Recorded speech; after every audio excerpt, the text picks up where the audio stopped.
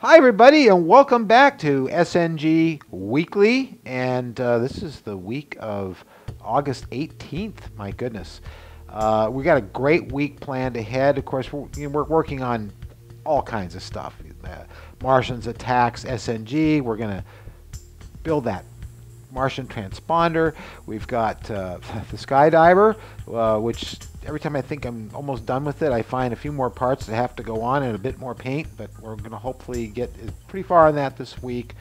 We got the Batman cowls, which they're for fun, they're for Halloween, but they're still part of what we do here. In other words, we make anything, and if you're a motion picture studio and you need a superhero cowl or costume, we do that too. So this is how you know.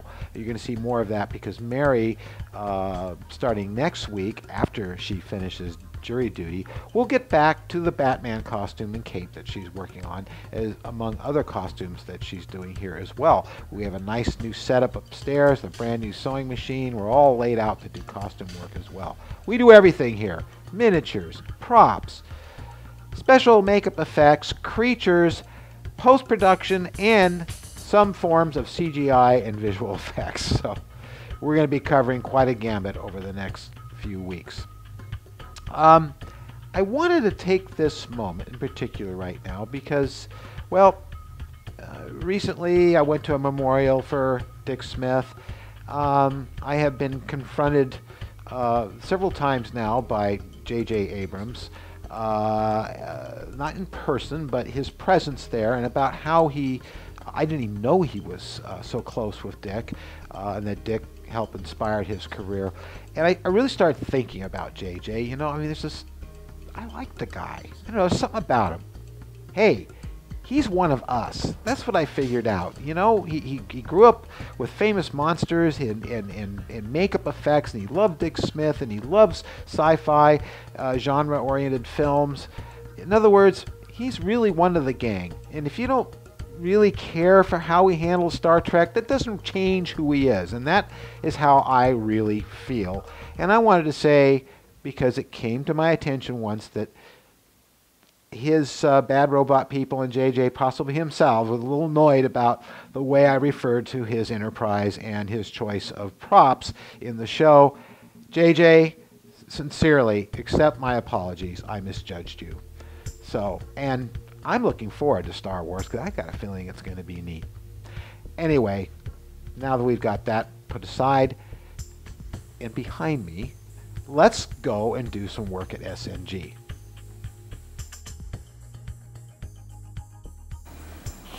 It's time to start building this prop, the Martian transponder, and we're on the old camera today because I'm here on a Saturday. Shh. This is only supposed to be big enough to fit in the palm of your hand. So I'm going to see what I can do to kind of freeform and build this prop using stuff I have around here, lighting I have around here, plastic I have around here, and everything else. I love bashing things like this, so let's get going. The first thing to do is, of course, translate this, and I'm keeping the camera work very smooth, aren't I, to this. And yes, I could have went into AutoCAD or the computer or SolidWorks, something like that, but no, I'm doing it old school. I'm using all this stuff, which has been used for models, as you can tell. And this is going to be the actual size. It looks quite large here. The device is really supposed to be quite small, and I'm very smartly building everything around what I have, like these 5mm RGB bulbs that Randy Newbert sent me from Voodoo Effects. These are incredible. Then there's brass I've got around here, which will be good for cutting these rings to go here, and then figure out some way to make some little gauges.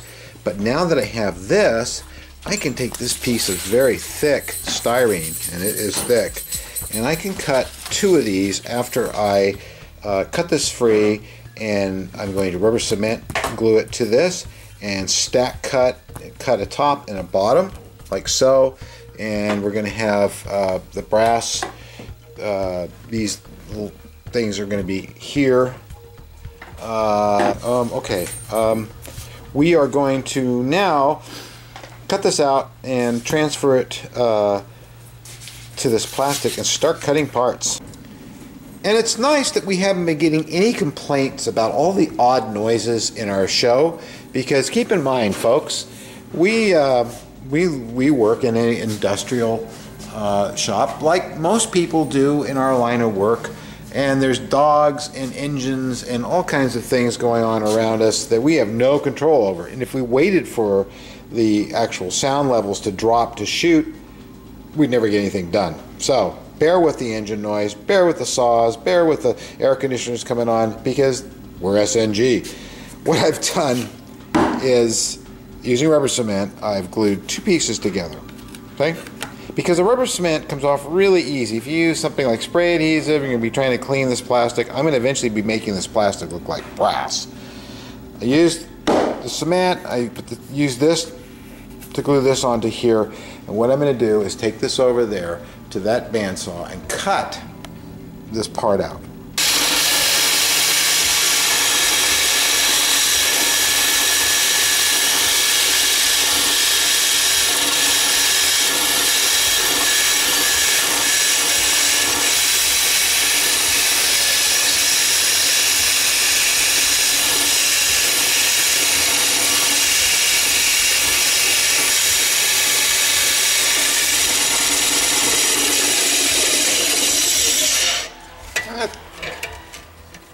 That's the first part of the cut.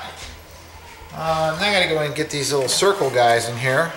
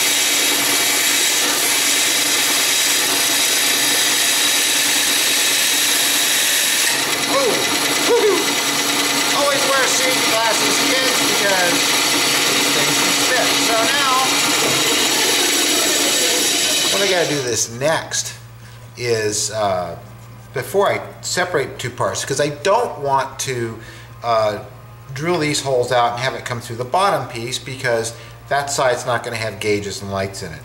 But what I am going to do is file all this, sand this all smooth and nice, then separate these two pieces. Now we have both parts, and the edges are nice and smooth and everything, so I can actually separate these now, I think. It could probably come apart. See how easy it comes apart? And now we have two matching parts, and I'll show you how easy that rubber cement comes off there. In fact, some of it's still kind of wet, but it just peels right off, so there's like no problem having your surface be nice and clean. Because now I got two nice matching parts. Now, you remember the drawing upstairs, now they can be spaced apart like this with screws running through them. But what we need to do first is get these holes cut out. Now these are for 5mm RGB bulbs. And this is for brass rings, and I'm going to put some clear Plex or PETG over them and make gauge patterns here. I haven't quite figured out how I'm going to do that yet, but let's take this one step at a time. This is prop making 101. Move that. With this hand drill here, I've drilled a couple of pilot holes to start with, right in the center, like so. Rather than use a drill press on a small part like this, you'd have to work your way up with a small drill bit, then a larger one, and a larger one. I'm just going to cheat. I'm going to use this lovely prop reamer that you can get from Hobby Store that has model airplanes. And this is used for reaming out, although it may have other applications. But this has always been known to me as a prop reamer, and it's used to ream out the prop, to fit the prop shaft on your particular engine. So we're going to use this and they make a very precise, perfectly round hole. You can get off center though, and that's what I'm watching now happen. So what I'm going to do to correct that problem is very simply enlarge the hole in the direction that it's moving away from. So I get down larger here. Now it's going to follow that path rather well. So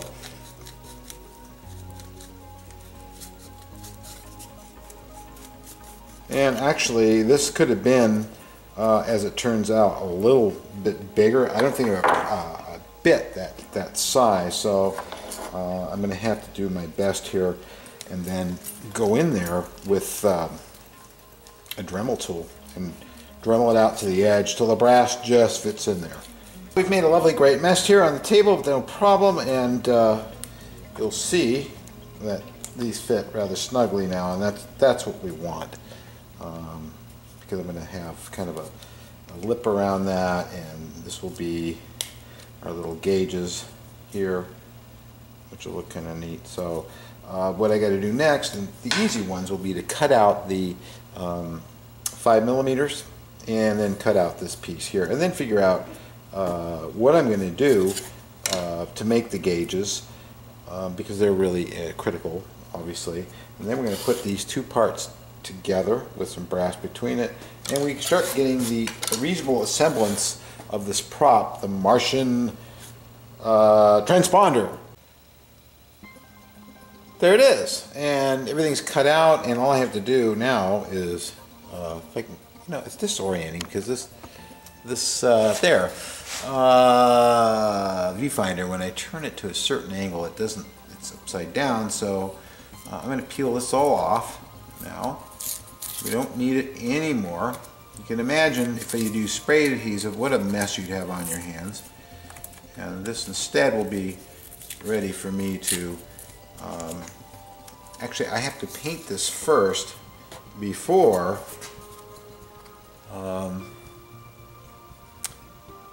I start putting on parts and stuff, because the parts are going to fit over the paint. So I'm going to go ahead and actually start affecting that now.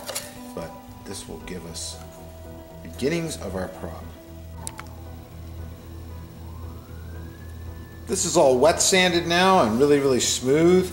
I'm going to go put some gold paint on this because I don't even think I need to put primer on it. The way this surface is, and the thing about the gold paint is that it will look more like metal, or I should say the brass paint, if it's got a black backing to it. I don't want to use a gloss black on this. So I'm just going to go directly with that. This is already pretty glossy and sleek, but it's also got a very good wet sanded surface on it. And so, well, we'll see. If it doesn't work, I'll go to primer. So here we got something that looks kind of like brass. I mean, we don't know for sure that it's brass, but it's pretty good stuff for Krylon. And the nice thing about it is, it's dry already, and I just sprayed that. So we're going to let this dry a little bit more, have some lunch, and then I'm going to flip it over and get the back sides, because you're going to be able to see through this prop, and you'll be able to see the back at some point. So the whole thing should be painted. Oh my goodness, Steve Neill does a selfie. He hasn't done this in a while, has he?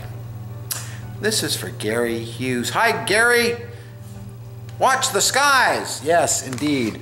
I forgot about this little gem, and I thought of you when I found it, so we're having a little special hello to Gary Hughes, one of our favorite rocket people, and rocketeers, and rocket men.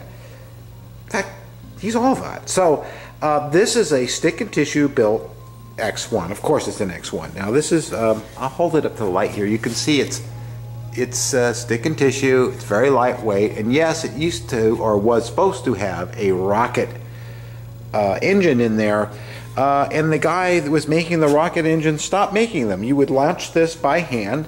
I have a special little igniter for the engines, and it would climb and fly for a minute or so, about a minute I guess, and it would circle and then land and glide back to Earth. It glides very well. Well, I've been looking at this, and we've been flying this, and I've been looking at that, and if you look closely, you'll see the man's inside.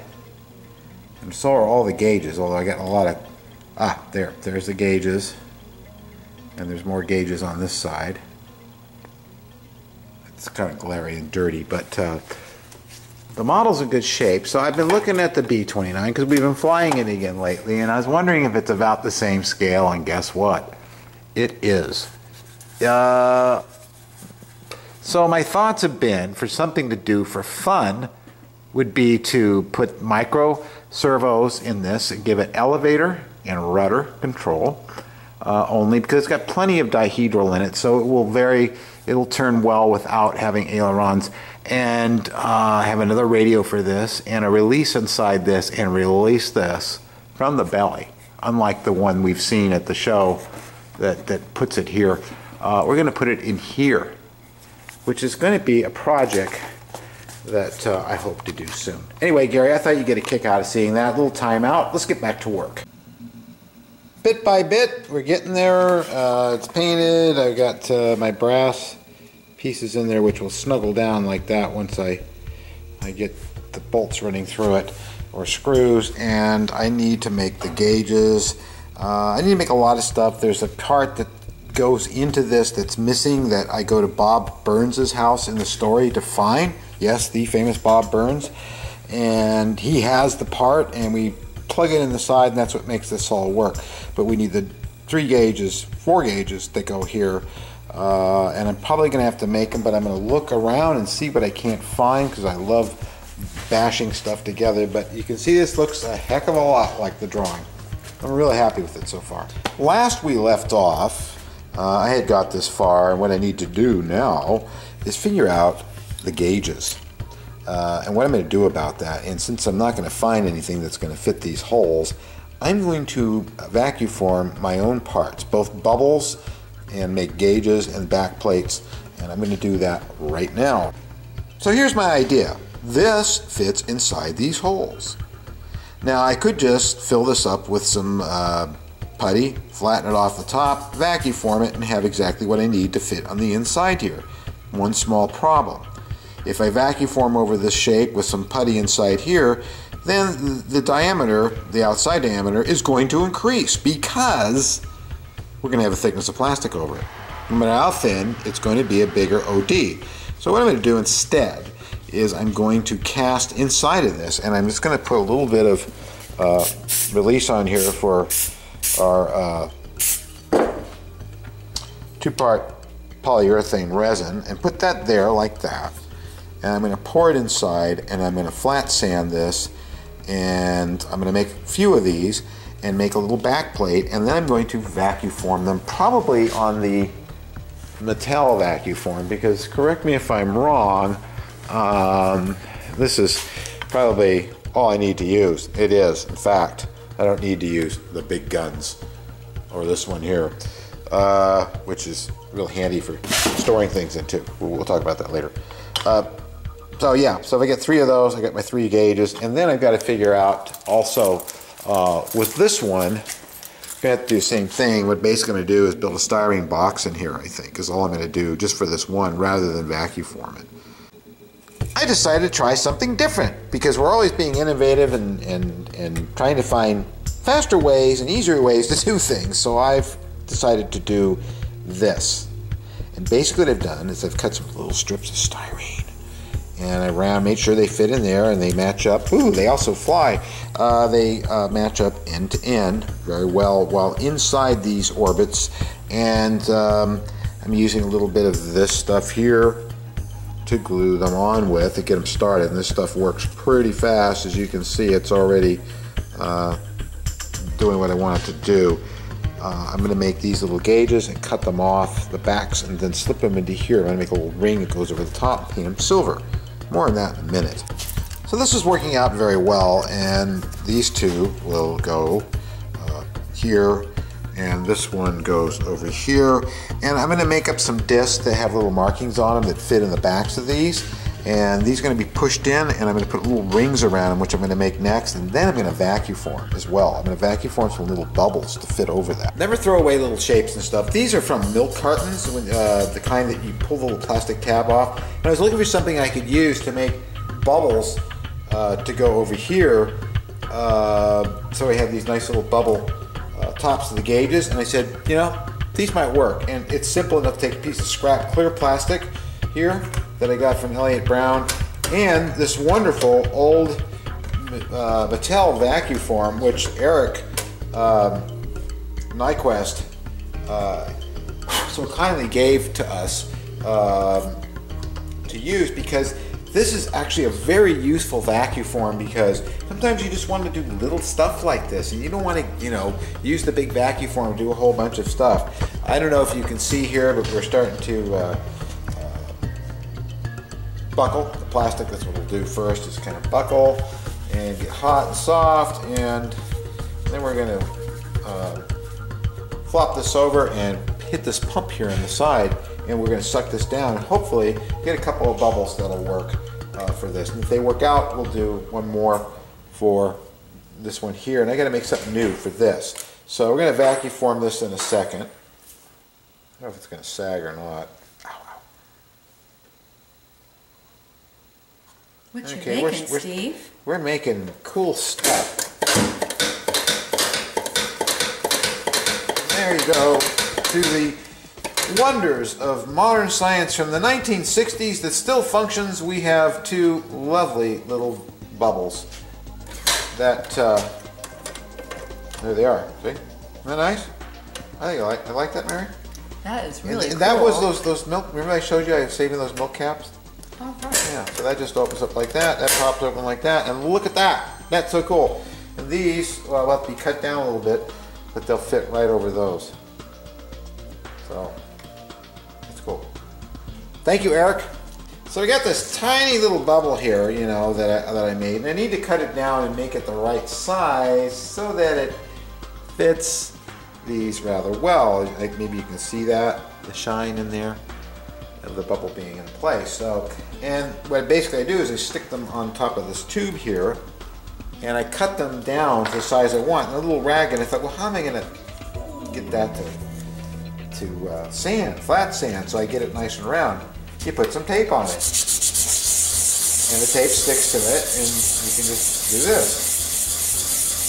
And you can see the white powder coming off there. That's because now we know it's been sanded completely flat and round. There's a little flash there to take off.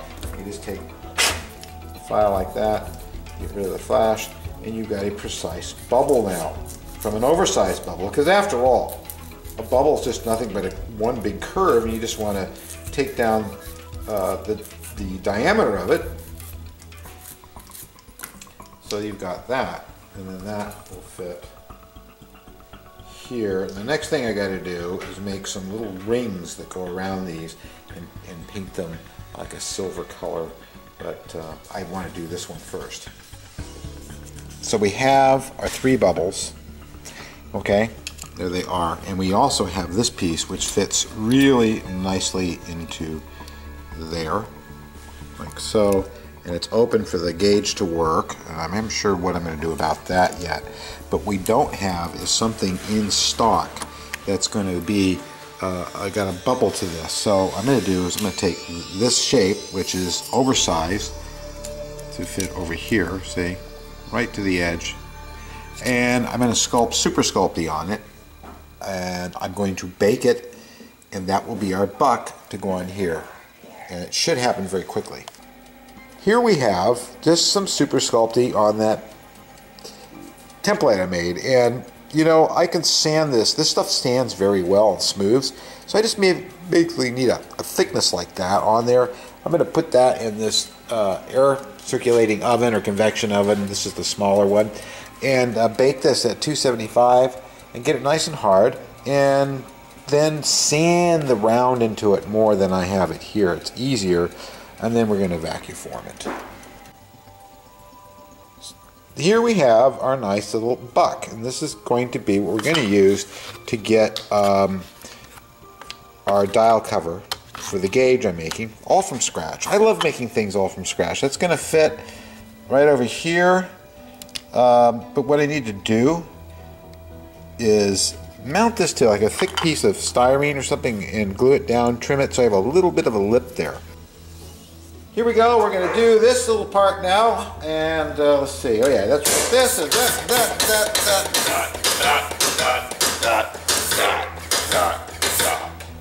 God, this thing works good.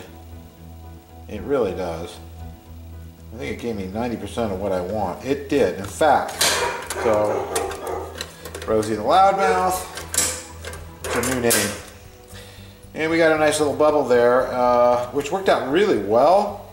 And our little form's still fine, and we have, it's got a little bit of a blemish in it, but nothing bad. So we can now take this and put it over here. What I'm going to do next, I did a tracing off this onto this piece of scrap styrene. I actually finally got one that came out round. I went on the outside of the diameter, so I'll stay to the inside of this one only and make 3 of these. Yes, what I'm up to is I'm going to scan these into the computer, go into Photoshop and create some little gauge indicators and print them out and stick them in there before I move on to the next step, which will be to make the actual dials themselves.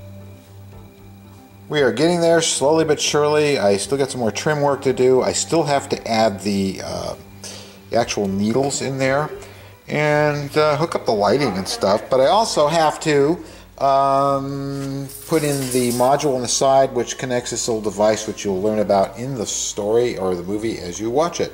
But we'll do more on this tomorrow.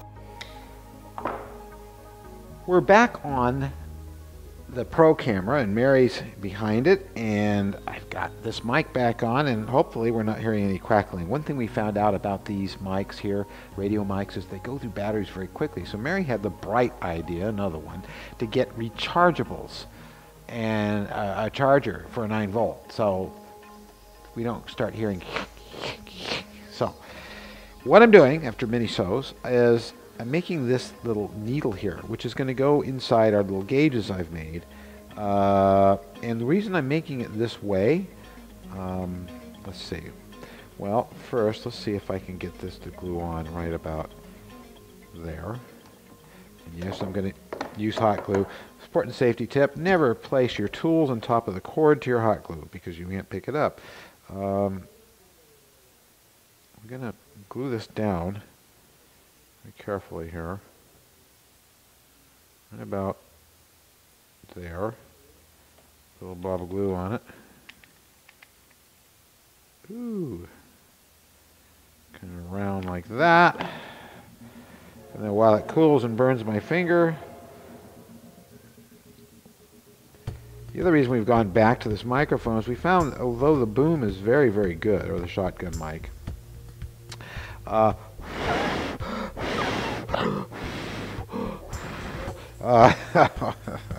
right, come on. Although it's very good, it has its drawbacks, and that is that it picks up all the sound in this very industrialized building that we are in. It picks up trains and planes and automobiles. Okay, just about got this mounted where I want it to be. Now we have our little gauge. I'm hoping, are you zoomed in on that, Mary? Okay. I'm going to place this in here, and I'm going to show you why I've done it this way. Because I was thinking today, you know, how can I make this actually function? How can I have the gauge actually move? And there's lots of things I could do, like make a magnet that's internal, and when I turn on the switch, it fires up the magnet. The magnet is one of those battery magnets where the cable is wrapped around a piece of wire. Or, get that to go over far enough, I can just simply, because this is a film, somewhere around here are some magnets. Now, Mary, if you'll zoom in on that, from off camera we can do this.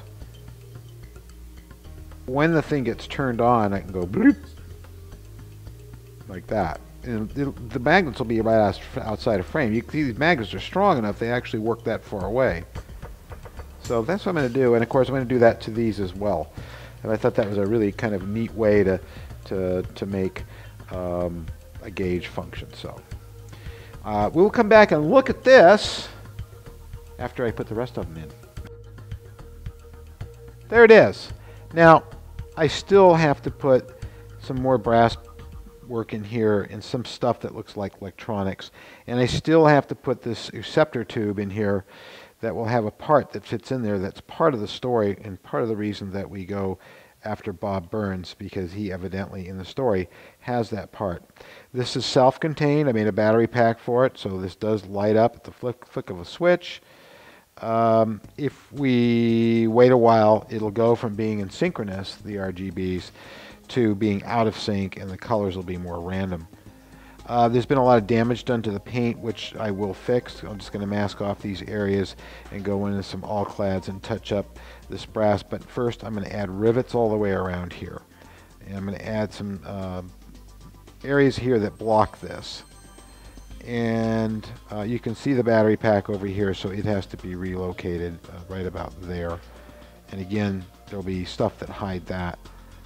Now you can see how it's starting to get out of sync, and the colors are starting to become more random. The longer it's on, the more they will. But I really like the look of the RGB bulbs. But that's what will give us our effect of that moving. So the basic prop is built. Now to garnish it and add some other features to it. There's also these tubes here that I'm going to make.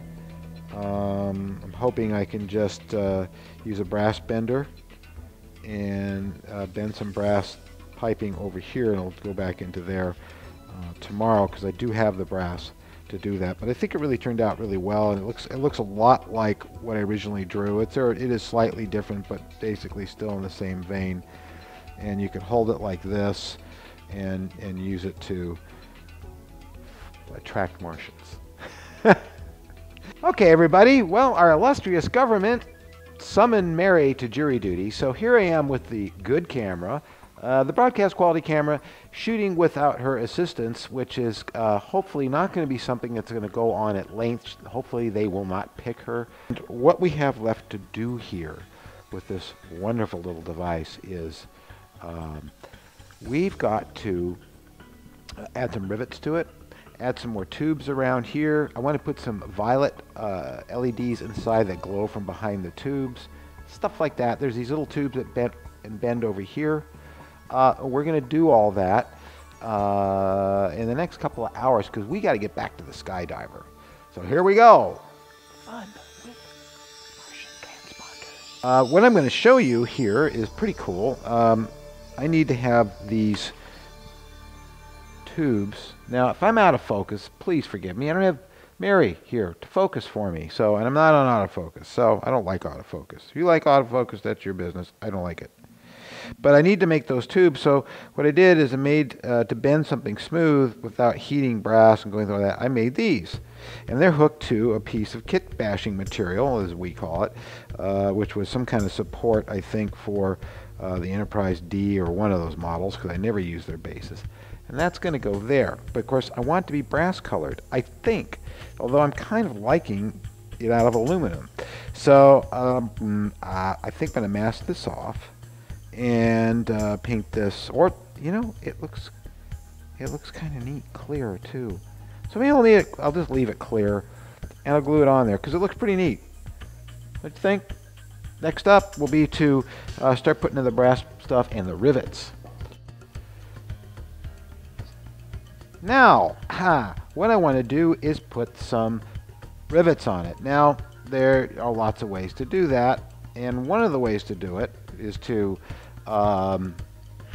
use brass nail heads and clip them off, all kinds of stuff like that. But what I am going to use is some white tulip, okay, because the stuff's in good shake it, yes. And it will, and I'm going to do some practice ones here first. Leave me nice little rivets the way I want them, like that, see? Now, that worked great on this. Let's see if I can do as well on this. So I want to go around and add some rivets. And another rivet. And another rivet. Like so. And I'm going to do this all the way around, and hopefully fairly evenly, so I don't have to make little pen marks. I'm going to go all the way around, like so. which further adds to the look of steampunk. Of course, once this dries, and it's a very thick acrylic fabric paint, I will put some more brass on top of this. I'm probably going to just use an airbrush and be very careful. But this is how I do rivets. And the other thing you can do too is, like, if you're doing a submarine, and I do a lot of those, let's say you want a weld line. Okay? This makes really nice little squiggly weld lines with a fair amount of relief. I kind of shake it like that so it has that effect. When that dries and is painted, it looks just like welds. So we're going to go all the way around this and add more rivets. Rivet, rivet. Got the rivets painted. I'm blocking that, aren't I? So I'm going to stick my hand in there and tilt this forward like this, and you can see how cool that looks. It really is starting to look steampunk. I put some springs down in here and some stuff to kind of hide the batteries and things in there and give it a little bit more business. I'm really pleased with how this turned out. It didn't turn out 100% exactly like my drawing. Here, let me put something behind it so you can see it angled like that. But it's close. And that's pretty much how it works in Hollywood. But we're not Hollywood. We're filmmakers. There's a difference. But yeah, I think this works rather well, and it lights up. And I want to try one more thing on this, and that is to get some violet kind of purple glow inside of it. I think that would give it a really neat look. If I can't do it, I can't do it, but I am going to try to do it. Here it is, actually finished to my liking. We're going to turn it on. Ooh, pretty glows and neat things going on there. This is really what I was hoping for. You know, you'll notice that the RGBs start off together, but as they get warmed up, they start then coming out of sync and going different colors, not changing all the same colors at the same time, which is what I wanted. They're a little overpowering, but you know, that's good for camera. We see got a nice shine off the metal there. The gauges will of course move. All we have to do is have a magnet near them and you can see them moving, so, which is really cool. This one appears to be stuck for some reason. We'll have to find out why it is. I think it's because the back got pulled off by the battery compartment. But this is really, really, really looking cool. I'm pleased with it. You can see how it's going to look in my hand.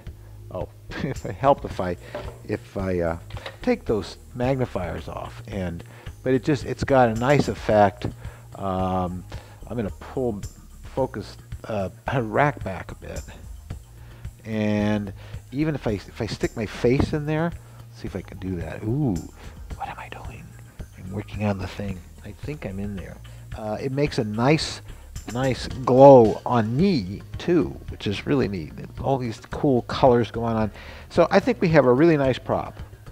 I hope you guys think so too.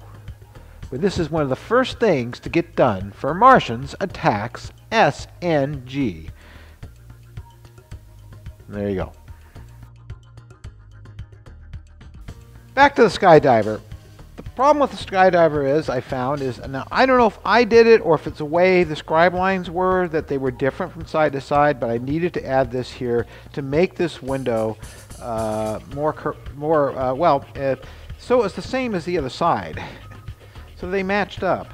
I'm not sure really if I did it myself, but I think that the scribe line was different. But like I said, I could be wrong about that.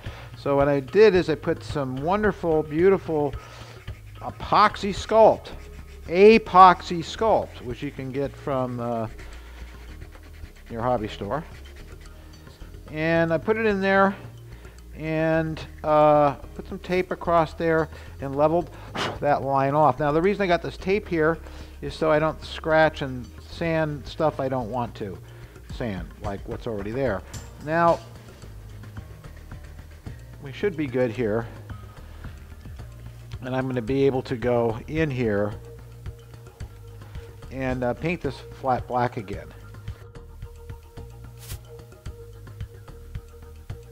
So we're back. I like to just use paper towel. You can use anything for masking and keeping overspray off. We don't like overspray, so I just do like that. Works really well.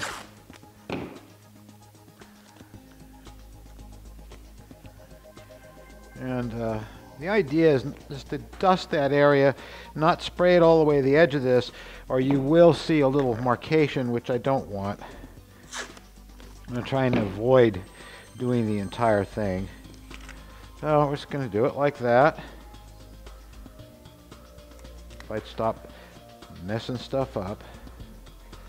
Okay, and I'm going to take some flat black and hit that. Now, for some reason, the ball in this thing is not... There it goes. All right. And just in case...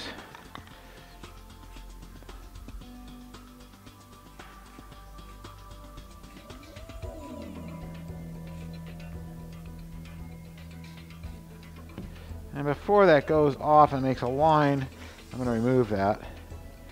Like so. And so. And so. And it will make a little bit of a line, but not too bad. But look, we are now, both these match up really well. All right, you can see that the windows match up pretty well. And it sounds like it's time to charge up this microphone again. But that looks pretty good. So I'm glad to get that fixed. Yes, the microphone needs to be charged again. The battery's in it. That matches up pretty well. We are getting lots more done on this model, I'm really happy to say. We've got the these intakes on this side. We've got these intakes marked on this side. We've got the copper in there. Let me see if I get a little bit lower so you can see what I'm talking about. We got the so we got these painted in. We've got the white stripe here, the red stripe here. We got all this going on here, and the red stripes around that. Copper here, copper there, copper in your underwear. No, seriously. I'm just getting goofy doing this thing, thinking, what am I missing? This is all looking really, really nice now and cleaned up. Keep in mind, Mary's not here. She's at jury duty, and so I have to do things kind of this way. But it's looking great. It's looking really, really nice. And I'm going to put in the screens next. If I can find the screen. Mary's not here right now, so I'm having a hard time finding them, but I love the way the magnets just grab that and pull that right on. Isn't that great? And put the screen in here. I'm going to find that. Hello, boys and girls. This is Ralph Spoilsport of Steve's Used Spaceships. Come on down. We'll make you a great deal on a used spaceship. You'll be marvelous with it. It's a wonderful thing. No, really, what we've done here... Ralph Spoilsport. What happened to Steve? I'm cuckoo because I've been here a long time today. Well, I'm cuckoo for other reasons, but this is actually getting there. As you know from earlier, I started evening up things, and we got our grill in here now. Not Bear Grylls. I liked Les Stroud better. Now we got our grills in there, or whatever you want to call them, and I made that part that goes in there too, which didn't exist in the kit, so I had to manufacture that. The grill is pretty close to what they had. It's best I could find. It's very strong. It'll pass water very well. You'll notice that it is now, of course, painted on the other side, all the same colors. I still have some white stripes to put on it, a bit more copper here and there, and some shading and modeling tomorrow. And we are done with the top side. We can do the bottom, which is going to go pretty quick because it's not as detailed on the bottom. I've also managed to get a lot of work done on this, and I was really starting to think that this looked like Catman. Now, cats, well, I'm not going to go there. I've had too many cats in my life, but now I just have dogs, and I didn't want to look like a cat. I wanted to look like a bat, so I made the ears a little bigger. Something about the shape of my head and stuff, it didn't work with the smaller ears. I've added some wrinkles here, some wrinkles there. I've added some bone structure here, some the temples here. I kind of got some symmetry going here I really like. And I'm just really kind of making this my own version of Batman, or Bat Steve, depending on your point of view.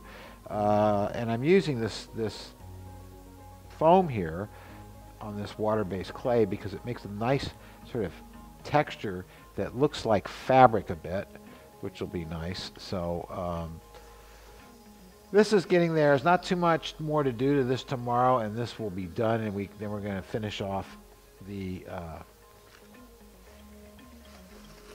Belle's Batwoman, which I love. I just can't wait to start doing to this what I've done to this today.